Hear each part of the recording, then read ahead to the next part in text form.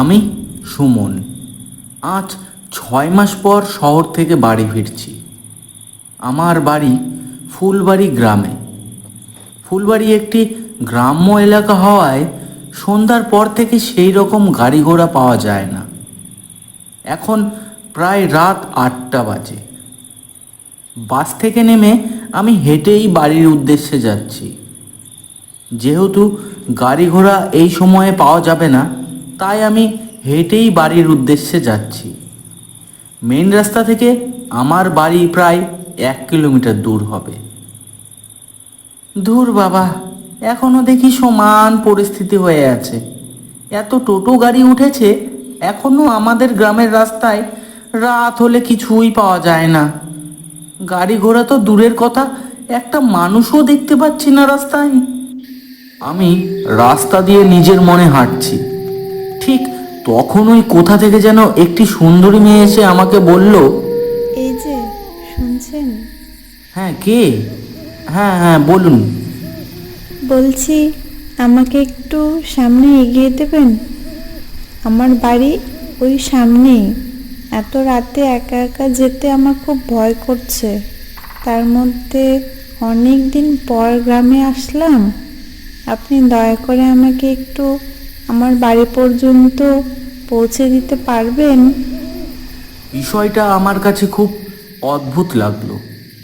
এত রাতে একা এই মেয়ে এলো কোথা থেকে? কারণ শহর থেকে আসা শেষ বাসটি থেকে তো আমি একা নামলাম। তাহলে এই মেয়েটি কোথা থেকে আসলো? আমি ইতস্তত হয়ে জিজ্ঞাসা করলাম, আপনি শহর থেকে কখন আর কিভাবে এলেন? না না, মানে এত রাত হয়ে গেছে, আপনি এখনো বাড়ি যাননি, তাই আর কি জিজ্ঞেস করলাম। আমি কিছুক্ষণ আগেই নামলাম বাস থেকে। শহর থেকে গ্রামের শেষ বাসে করে এলাম। শেষ বাসে এলেন? শেষ বাসে তো আমিও ছিলাম। কই, আপনাকে তো দেখতে পেলাম না। আপনি আমাকে দেখতে পাননি? আমি পেয়েছিলাম আপনাকে দেখতে, তাই তো আপনার কাছে এলাম সাহায্যের জন্য। এ কি করে সম্ভব? সেই বাস থেকে তো আমি একাই নামলাম। কই, আর কাউকে তো দেখলাম না নামতে। আচ্ছা, বাদ দিন, আপনার বাড়িটা কোথায়? চলুন তাহলে আপনাকে এগিয়ে দিয়ে আসি। ওই গ্রামের পোস্ট অফিসের পাশেই আমার বাড়ি। আমাকে পোস্ট অফিস পর্যন্ত এগিয়ে দিন, তাহলেই হবে। আচ্ছা, আপনার নামটা কি বলুন তো? আমি সুমন। আমি রূপা। জানেন, আমি প্রায় 10 বছর পর আমার বাড়ি যাচ্ছি। 10 বছর পর? এতদিন পরে এলেন? ওই জন্যই আপনাকে এই গ্রামে আমি দেখিনি। আপনি খুব অল্প বয়সেই শহরে চলে গিয়েছিলেন নাকি? হ্যাঁ, ঠিক বলেছেন। খুব অল্প বয়সেই চলে গেছি পৃথিবী ছেড়ে। পৃথিবী ছেড়ে? কি বলছেন? আরে, মজা করছি। ও আচ্ছা, বেশ, চলুন চলুন, অনেক দেরি হয়ে গেল। হুম, চলুন। আমার সাথে রূপার সেই দিন প্রথম আলাপ হয়। সেই আলাপ যে আমার জীবনে একটি বড় ঝড় আনতে চলেছে, আমার সেটা জানা ছিল না। আমরা দুজন গল্প করতে করতে রূপার বাড়ির কাছাকাছি চলে এলাম। সেই পোস্ট অফিসের পাশে দাঁড়িয়ে পড়লাম। এই নিন, আপনার বাড়ি চলে এসেছে। চাইলে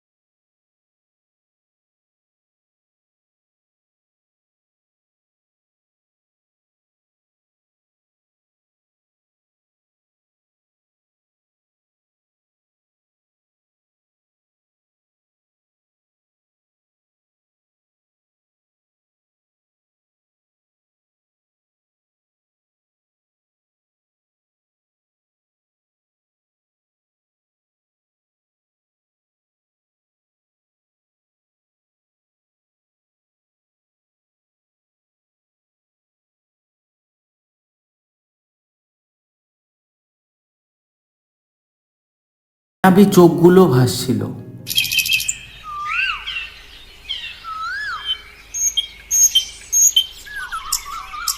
আমি তাড়াতাড়ি রেডি হয়ে রূপার বাড়ির দিকে যাওয়ার জন্য প্রস্তুত হই, কারণ